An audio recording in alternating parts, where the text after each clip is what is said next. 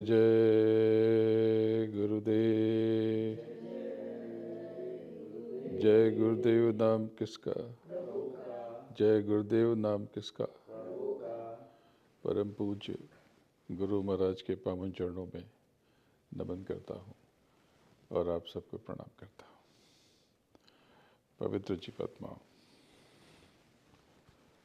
अर्जुन बहुत बड़ा धनुर्धर था, बहुत बड़ा निशानेबाज था, लेकिन ये निशाना वो लगा सकता है, ये उसे किसने बताया? उसके गुरु ने बताया। अगर गुरु न मिलता तो अर्जुन शायद उस लक्ष्य को, उस परम गति को, धनुर्विद्या के उत्कर्ष को स्पर्श भी न कर पाता। उसकी एक्सट्रीम को वो टच भी न कर पाता। आप कौन हो? अगर आपको ये बताया जाएगा तभी आपको पता चलेगा। एक गांव में जहाँ पर बिजली ना हो, शिक्षा ना हो, एजुकेशन, स्कूल कॉलेज ना हो, एक बच्चा पैदा हो जानवरों के बीच तो वो जानवर बन जाएगा। लेकिन गांव में समाज हो लेकिन शिक्षा ना हो, एजुकेशन ना हो, तो वहाँ पर जब लोग बड़े होंगे, एक बच्चा बड़ा होगा तो वहीं के परिवेश के हिसाब से ढल जाएगा। उसे पता चलेगा कि धनुर्विद्या क्या होती है, तैराकी क्या होती है, घुड़सवारी क्या होती है, ड्राइविंग क्या होती है, स्कूबा डाइविंग क्या होती है, स्काई डाइविंग क्या होती है, या और भी विधा या विद्या क्या होती है, उसको इसका इल्म भी नहीं हो सकता। लेकिन अगर कोई मिल जाए और आपके फ़न को, हुनर को, काबिलियत को, योग्यता को जान ले, पहचान ले और आपको उससे परिचित करा दे, तो आपका जीवन क्षण में बदल जाए। इसीलिए कहते हैं कि मन तू भजो गुरु का नाम। गुरु न हो तो जीवन कैसा होगा आप कल्पना करो। आप बैठे हो यहाँ पर, आप में से कई लोगों के पास अच्छी एजुकेशन है, कई लोगों के पास बेसिक एजुकेशन है।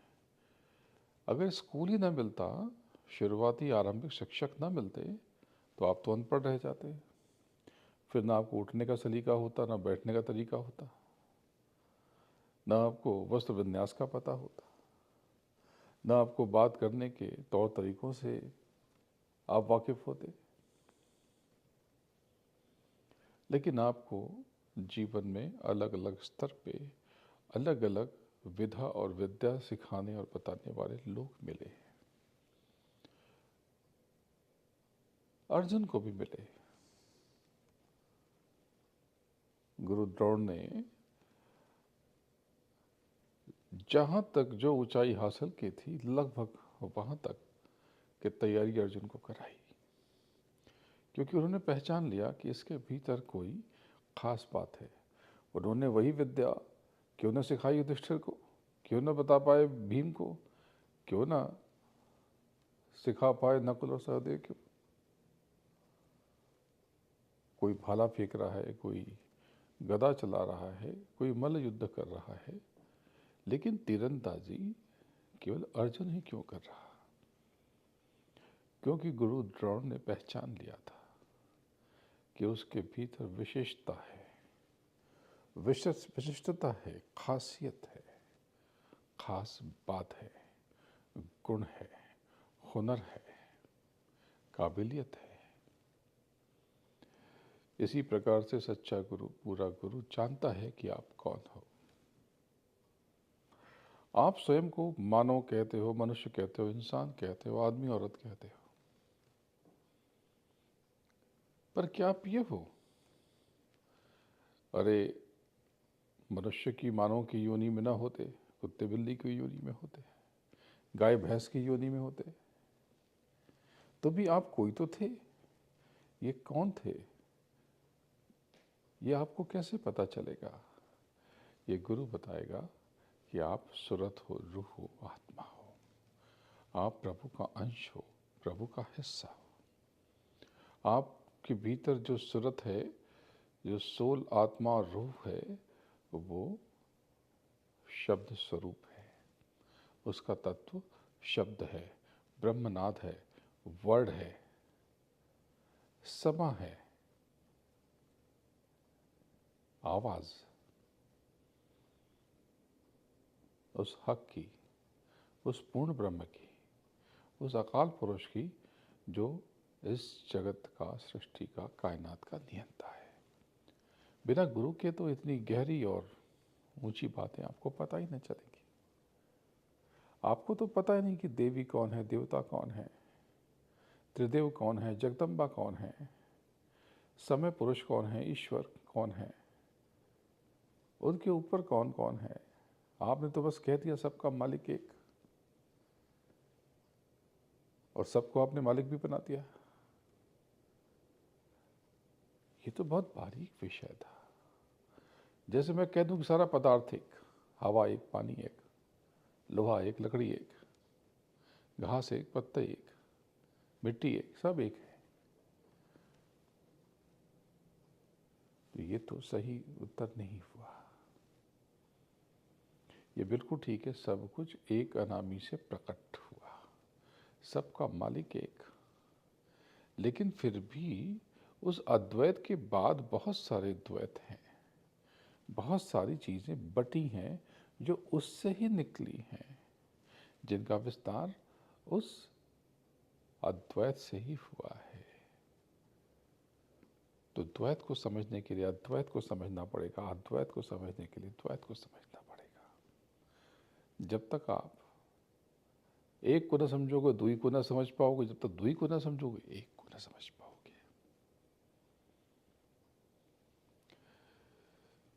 तंत्र मंत्र, पूजा पाठ, जादू टोना, होम हवन, क्या ये सब एक है? सब कुछ पूजा है, सब तपस्या है, सब पाठ है। ये सारे शब्द अर्थ अलग अलग हैं। जिसको आप तंत्र कहते हो, जो तन के लिए जो भी क्रिया प्रक्रिया की जाए वो तंत्र है। तंत्र यानी जो तना हुआ, जिसमें विस्तार है, इसमें तन धातु है। जैसे आपको पहले बताया कि ब्रह्म, पूर्ण ब्रह्म से ब्रह्म, और ब्रह्म में ब्रीह धातु है, यानी जो विस्तार कर सके।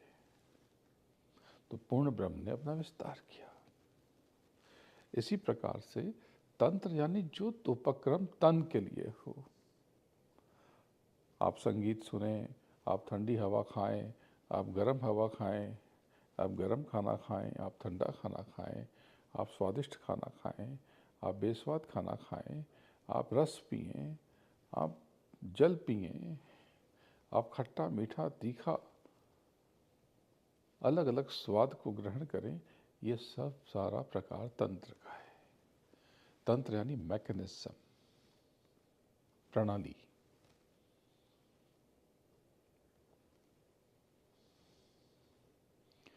अब इस तंत्र में पाप भी हो सकता है, तंत्र में पुण्य भी हो सकता है। अज्ञानी लोग हर क्रियाकलाप को कह देते हैं कि ब्लैक मैजिक। अगर कोई भी उपक्रम है तो आपके कर्मों का रंग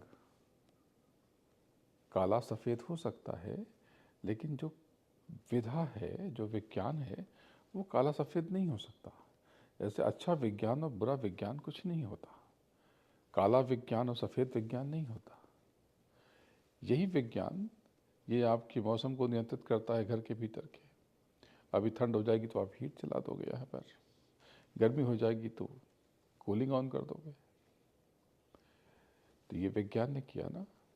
आपने खाना ज़्यादा बना लिया या बाहर से लेके आया, आपने फ्रिज और फ्रीज़र में रख दिया, प्रिजर्व हो गया, अब वह हफ्तों महीनों खा सकते हो। ये किसने किया? विज्ञान ने किया। लेकिन उसी विज्ञान ने बंदूक बनाया, बारूद बनाया, बम बनाया, असलहे बनाए। अब ये क्रिया प्रक्रिया अब ये विध्वंस कर देगी, विनाश कर देगी। लेकिन उसी विज्ञान ने दवाएं बनाई, ऑपरेशन बनाए, चिकित्सा की पद्धति विकसित की, बहुत सी मशीनें बनाई जो आपकी ज़िंदगी को बचा सकती है। तो ये क्या है? विज्ञान अच्छा या बुरा नहीं है, विज्ञान तो जैसा है वो विषयगत ज्ञान है। आपके कर्मों की दिशा सही गलत हो सकती है, आपके विचारों की दिशा सकारात्मक नकारात्मक हो सकती है। तो तंत्र पूजा नहीं है। पूजा क्या है? न मंत्र पूजा है तो पूजा क्या है? पूजन का अर्थ अलग है, पाठ का अर्थ अलग है, तपस्या का अर्थ अलग है, जप तप सुमिरन अलग है, ध्यान साधना ध्यान भजन अलग है, प्राणायाम अलग है, योग के आसन अलग है, यहाँ तक कि योग के 8 अंग भिन्न भिन्न है, यम नियम आसन प्राणायाम प्रत्याहार धारणा ध्यान भजन और समाधि, ये सब अलग अलग है। लेकिन लक्ष्य आप जो रखोगे उस तक ही ले जाएंगे। तो पहले पूजन का अर्थ समझ लो। पूजा क्या है? पूजा आपकी आत्मा से, आपकी चेतना से परम चेतना का स्मरण, बस यही पूजा है। दूसरी कोई भी क्रिया प्रक्रिया, होम हवन पूजा नहीं है। उपासना का अर्थ है उपासना, अपने भीतर अपने सामने बैठना, क्योंकि आपके भीतर ही प्रभु का वास निवास है।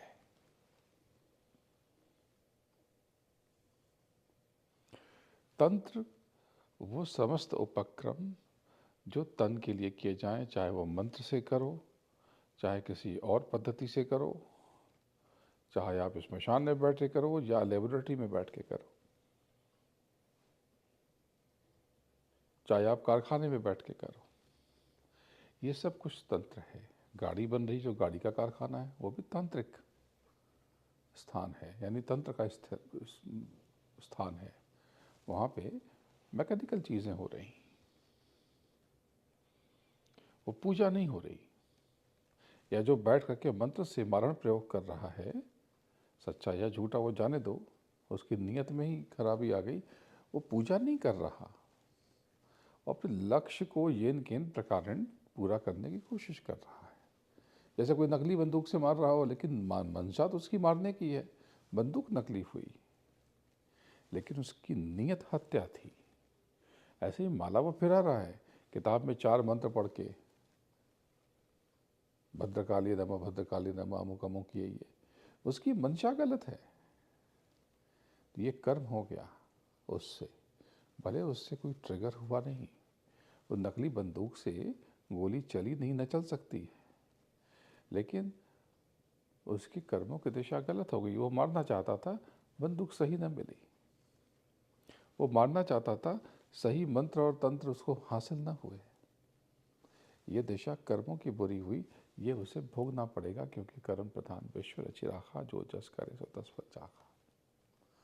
पाठ पठन, कुछ लिखा है, कोई उल्लेख, कोई घटना, कोई श्लोक मंत्र, उसको पढ़ दिया। तो बहुत बड़े बड़े स्रोत होते हैं, वो सब उनका पाठ होता है।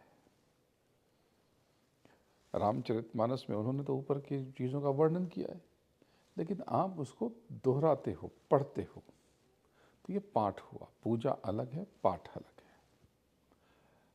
जप तप अलग है। तप यानी तपस्या।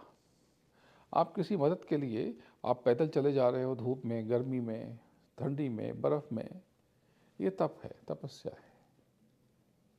मैं बहुत दूर से आया, मेरे साथ आप में से कुछ लोग दिन रात साथ रहे, जहाँ मैं यहाँ जा रहा हूँ वहाँ जा रहा हूँ, आप मुझे लेके जा रहे हो, सत्संग हो रहा है, ये तप है, तपस्या। ये कर्म का हिस्सा है, इसका एक फल है। तो जप क्या है?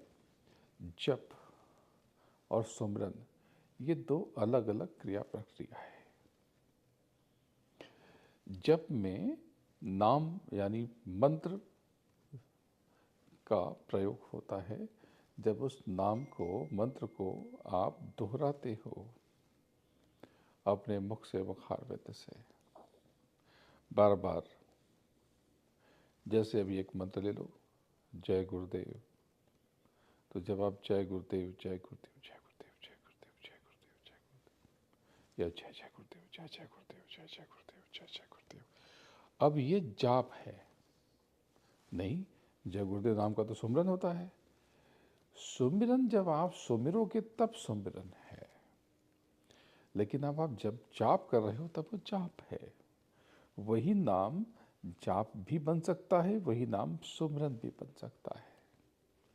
सुमिरन जिसको आप अंतर में बजते हो, सुमिरते हो, याद करते हो, इसमें जीभ नहीं हिलती, जिव्या का काम नहीं है। इसमें से आप रूह से, सूरत से, अपने अंतर में भीतर आप प्रभु का नाम दोहराते हो। तो जप अलग, तप आपने समझ गया, तपस्या। पूजा अलग, चेतना से चेतना का सुमिरन। पाठ अलग, तंत्र अलग, मंत्र अलग। मंत्र में मन है, मंत्र भी इस पर बताना रहेगा आपको। तंत्र तो बता दिया, मंत्र, तंत्र में मंत्र का भी इस्तेमाल हो सकता है। मंत्र क्या है? मंत्र में मन है, वो सारी क्रिया प्रक्रिया जिसका असर आपके मन से हो, मन से शुरू होकर मन के लिए हो, मन के द्वारा हो, वो मंत्र है।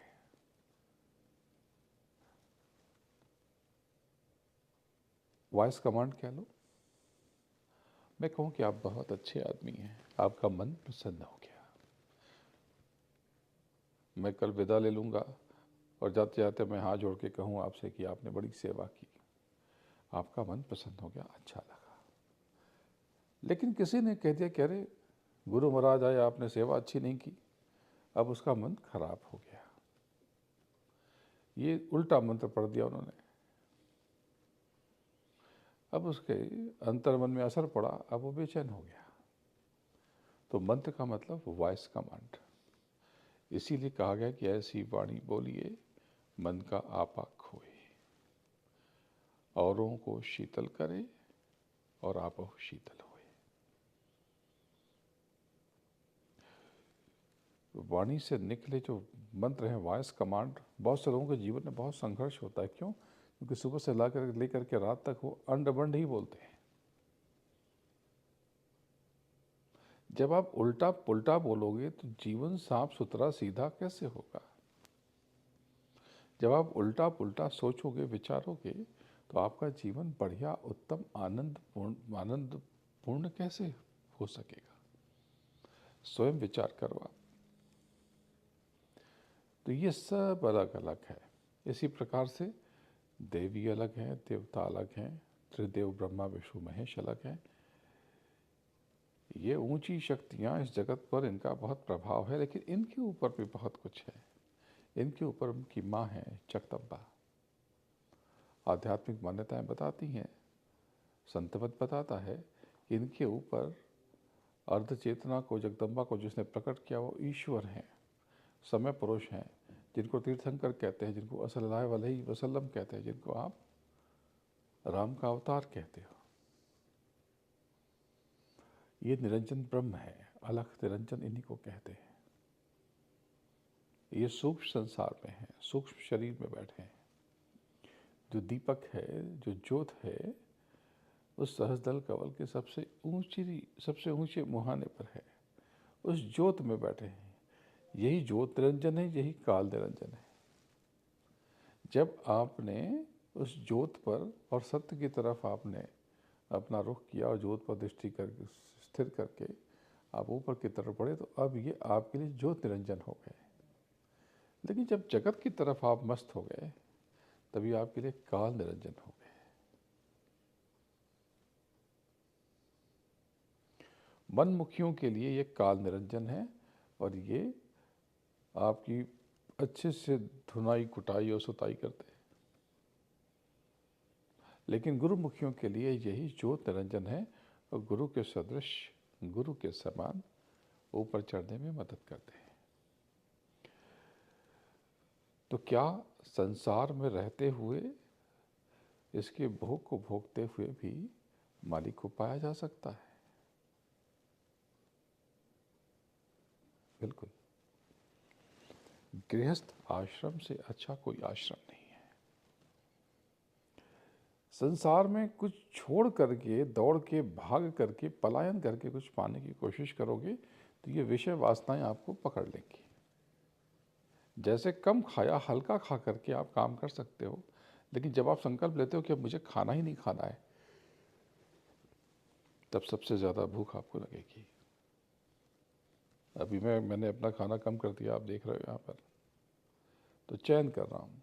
मुझे मिठाइयाँ बहुत पसंद है, लेकिन आप देखो बहुत दूरी बना कर रखी है, बड़ा सोच समझ के खाता हूँ। थोड़ा सा लिया और ज़्यादा समझता तो अंतर संतुष्टि भी है अपने भीतर, अंदर अंतर मन में अंदर संतुष्टि का एहसास है, संतोष। क्योंकि खा पी रहा हूँ, लेकिन चुन चुन के।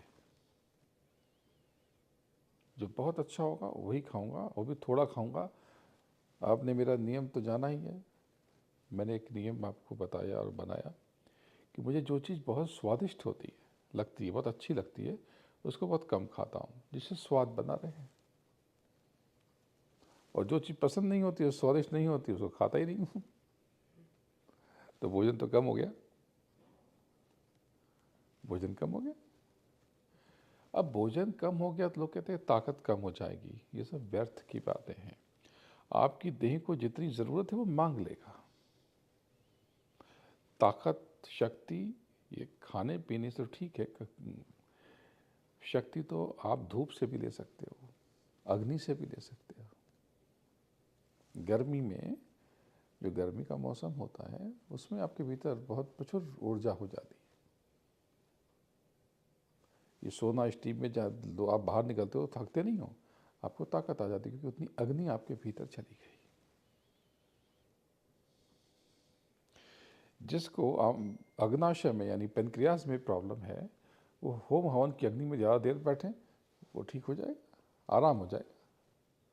अब किस तरह की परेशानी है, ऐसे दावा करना ठीक नहीं है, लेकिन इसका हल निकल जाता है।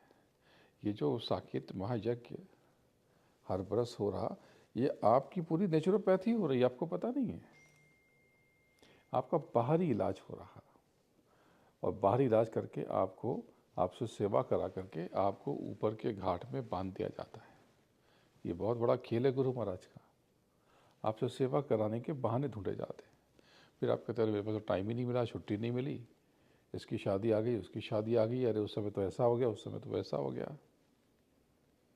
आप जानो, आपका काम जाने, मुफ्त में आपकी सेवा हो रही। अरे किसी नेचुरोपैथी के क्लिनिक में या स्थान पे जाते तो वो तो आपसे ले लेते 10-20 लाख रुपए, 2 लाख, 4 लाख, 5 लाख। यहाँ तो आपका मुफ्त में सब कुछ हो रहा, मालिक की दया से। फिर भी आप बहाना ढूंढते हो, कोई छुट्टी मिले ना मिले। अरे ज़िंदगी जब तक रहेगी फुर्सत न होगी काम से। कुछ समय ऐसा निकालो, प्रेम कर लो नाम से। नाम यानी नाथ, ब्रह्मनाथ। कलयुग केवल नाम आधारा, सुमिर सुमिर नर उतर ही पारा। सब कुछ जगत में करते हुए आराम से आप जो खाते हो, यहाँ बैठो, पिज्ज़ा खाओ कोई दिक्कत नहीं, बर्गर खाओ कोई दिक्कत नहीं। अरे आप तो आध्यात्मिक पुरुष हैं, आप हमको पिज्ज़ा बर्गर खाने के लिए कह रहे हैं, क्या बुराई है इसमें? कचौड़ी खा सकते हो, जलेबी खा सकते हो, छोले भटूरे खा सकते हो, तो पिज्ज़ा बर्गर में क्या दिक्कत है? मूर्ख बनाने की बातें हैं। अनावश्यक संदेह पालोगे, आपका जीवन संदेह में डूब जाएगा, पाओगे कुछ नहीं। जो आपको अच्छा लगे। मैं किसी चीज़ का प्रचार नहीं करता कि आप खिचड़ी खाओ, कि आप दाल चावल खाओ, कि आप पुलाव खाओ, कि आप सादा चावल खाओ, कि आप रोटी खाओ, कि आप बाटी खाओ, लिट्टी चोखा खाओ, कि आप पिज़्ज़ा बर्गर खाओ, कि आप पास्ता खाओ, कि आप केसडिया खाओ, कि आप फलाफल खाओ। आपकी जो मर्जी हो वो खाओ, लेकिन बाबा जी का कहना है शाकाहारी रहना है। सब खाओ, बट जो खाने योग्य है वही खाओ। इसी को इस्लाम में हलाल और हराम कहा गया। हलाल का अर्थ जानते हो? ऐसा नहीं रेत रेत करके खाना मारते हैं, वो नहीं, वो तो उन्होंने जोड़ दिया है। इस्लाम में हलाल का अर्थ है खाने योग्य, और हराम का मतलब है न खाने योग्य। यानी जो उनके लिए उपयुक्त है वो हलाल है। कहते ना हलाल की कमाई, मेहनत की कमाई, यानी वो कमाई जो हमारे योग्य है। किसी को भी उंगली उठाना आसान है, गाली देना मैं दे दूं, लेकिन मैं बिना मतलब के आपको क्यों उलझाऊं? जो सत्य है वो बताता हूं। बाकी तो ठीक है, भटकाओ तो हर धर्म और मजहब में है, मुझे उससे कोई वास्ता नहीं। मैं अपने धर्म की बात जानता हूँ, आपको अपने धर्म की बात सिखाऊंगा, अपनी सनातन संस्कृति की बात सिखाऊंगा। इसका नाम सनातन कर दो, आप पुरातन कर दो, आप प्राचीन कर दो, शाश्वत धर्म कर दो, कुछ भी कर दो। जो हमारी संस्कृति है, हमारा धर्म है, हम लोग इसे संत मत कहते हैं, इसको आध्यात्म कह लो, इसको नाम योग कह लो, शब्द योग कह लो, कोई भी बात कह लो, किसी भी तरह से कह लो। ऐसे तो फिर सब जगह भेद ढूंढोगे, फिर तो आपको कि वो शैव हैं। कौन शैव? जो शिव को मानते हैं। बोले वो तो शाक्त हैं। वो कौन है शाक्त? जो जगदम्बा को मानते हैं। बोले ये तो वैष्णव हैं हम लोग। कौन है वैष्णव? जो विष्णु को मानते हैं। यहीं पे इतना भेद विभेद कर दिया। कल को तो शनि राहु को भी मानने वाले, हम शनय हैं, हम राहु हैं, हम केतवे हैं, कुछ भी कह लेंगे। कल को तो ये भी कर लोगे। न तो शिव ने आपको शैव बनाया, न शक्ति ने आपको शाक्त बनाया, न विष्णु ने आपको वैष्णव बनाया, न जैन मुनियों ने आपको जैन बनाया। जैन महापुरुषों, जैन तीर्थंकरों ने, उन्होंने भी आपको जैन नहीं बनाया। वो जैन नहीं थे, आप जैन बन गए। मोहम्मद साहब मुसलमान नहीं थे, आप मुसलमान बन गए। विष्णु जी वैष्णव नहीं थे, आप वैष्णव बन गए। जगदम्बा शाक्त नहीं थी, आप शाक्त बन गए। शंकर शैव नहीं थे, आप शैव बन गए। ये भेद विभेद आपने किया है।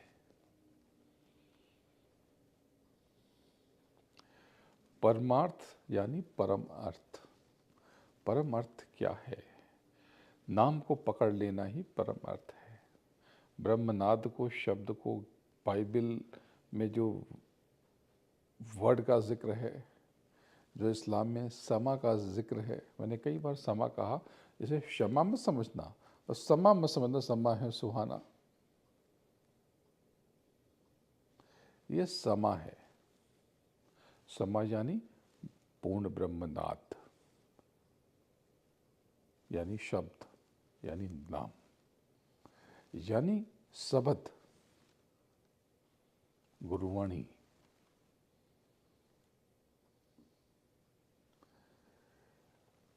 अब मान लो कि कोई शब्द योगी हो, उसके शिष्य बन जाए, अब वो अपराध करने लगे।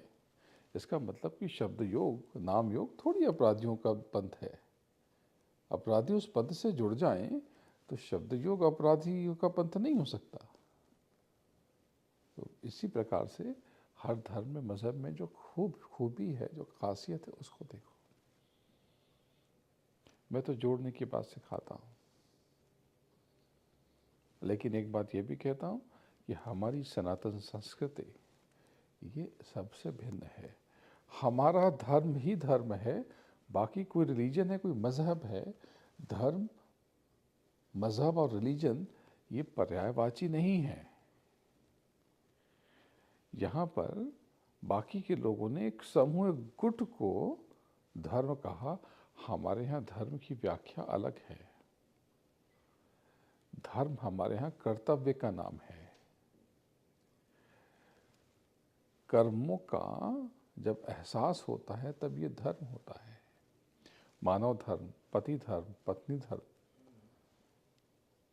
अध्यापक धर्म, छात्र धर्म, गुरु धर्म, शिष्य धर्म। धर्म यानी कर्तव्य। अगर आपको अपने कर्तव्यों का, जिम्मेदारियों का बोध नहीं है तो आप धार्मिक नहीं हो। आप कोई मूर्ति बना करके पूजा करते हो और किसी को गाली देते हो, किसी की इबादत को, तो आप धार्मिक नहीं हो। किसी को अपशब्द मत कहो, आप अपने काम से काम रखो, लेकिन कमज़ोर भी मत बनो। आप खुद को मजबूत बनाए रखो। कैसे?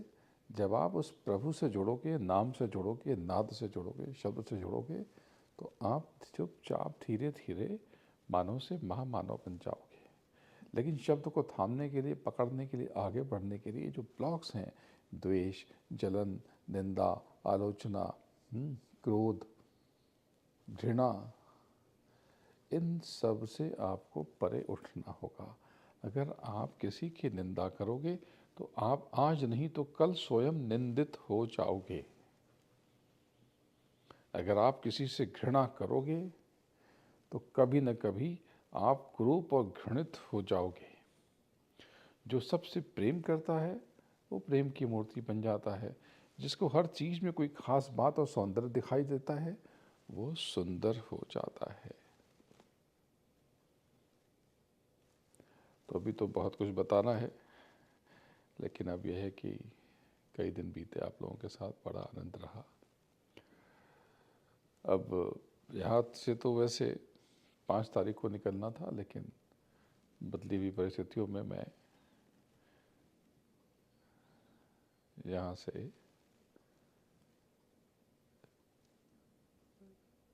शनिवार, सैटरडे को मैं टेक्सास पहुँच जाऊँगा और कुछ समय टेक्सास में ही रहूँगा, ह्यूस्टन और उसके बाद डैलस और आसपास वहीं पर रहूँगा। उसके बाद फिर से मैं 25 तारीख और उसके बाद 25 तारीख को चल के वापस यूरोप पहुँच जाऊँगा। और यूरोप में थोड़ा हिस्सा यूके, यूनाइटेड किंगडम में, विशेष रूप से स्कॉटलैंड की तरफ थोड़ा समय बिताऊँगा और 10 तारीख तक यूरोप में ही रहूँगा। तो अभी तक तो ये कार्यक्रम है। इसके पश्चात आगे भी कार्यक्रम बन रहे हैं, लेकिन वीज़ा वगैरह हो जाते ही आपको सूचना दी जाएगी, क्योंकि हो सकता है कि मैं न्यूजीलैंड, ऑस्ट्रेलिया भी चला जाऊं, लेकिन अभी तय नहीं है। अभी वीज़ा की प्रक्रिया शुरू नहीं हुई है और कितने दिन में आएगा वीज़ा पता भी नहीं है, तो वो आगे की बात है। लेकिन मैं 8 तारीख के आसपास मैं मुरादाबाद पहुंच जाऊंगा, 8 जुलाई। और 9 और 10 तारीख को गुरु पूर्णिमा का पूजन करके, आप सबका दर्शन करके, 11 तारीख का सुबह का सत्संग करके 11 तारीख को चल के मैं मुंबई लौट जाऊंगा। और उसके बाद फिर 12 को या 13 को या उससे पहले वापस यहाँ पर अमेरिका चला आऊँगा। अभी तक तो यही कार्यक्रम है। फिर जैसा होगा वैसा मैं आपको बताता रहूँगा। यहाँ पर बड़े अच्छे दिन गुजरे। न्यू जर्सी में, पेंसिल्वेनिया में, हैरिसबर्ग, इनोला, 2 जगह प्रवास रहा। आप सबके दर्शन करके बहुत खुशी हुई, बहुत आभारी हूँ। आप सब यज्ञ की तैयारी करें और यज्ञ में इस बार कुछ भी हो जाए आने की कोशिश करें। भले 4 दिन के लिए आए, 2 दिन के लिए आए, अवसर निकालें। अगर आप आने का प्रयास करेंगे, कोशिश करेंगे, तो आपको कोई भी नुकसान नहीं होगा। जो भी खर्च होगा, जो भी आपका हर्जा होगा, बहुत जल्दी ही उसकी मैं भरपाई ब्याज के साथ कर दूँगा। आप चिंता न करें, आप तो बस तैयारी करें। बाकी ज़्यादा सोच विचार न करें, मेरे ऊपर कुछ छोड़ दें। मैं आपको वचन देता हूँ कि जब कोई आपका साथ न दे, आपकी न सुने, आपको अपना हाथ न दे, आपकी मदद न करे, तो मैं आपकी सहायता करूँगा। बोलो जय गुरुदेव। जय जय गुरुदेव। जय गुरुदेव नाम प्रभु का, तो जय जय गुरुदेव क्या है? जय जय गुरुदेव का अर्थ है हे प्रभु, हे जय गुरुदेव, हे सरकार, हे मेरे रहमान, तुझे लाखों प्रणाम। जैसे आप कहते हो कि श्री कृष्ण और जय श्री कृष्ण, श्री कृष्ण प्रभु का नाम, उस ब्रह्म का नाम, और जय श्री कृष्ण यानी हे प्रभु तुझे प्रणाम। इसी प्रकार से जय गुरुदेव नाम किसका? प्रभु का। और जय जय गुरुदेव यानी हे प्रभु तुझे प्रणाम। जय गुरुदेव नाम किसका? जय गुरुदेव नाम किसका? गुरु महाराज के चरणों में नमन करता हूँ और आप सबको प्रणाम करता हूँ। जय गुरुदेव।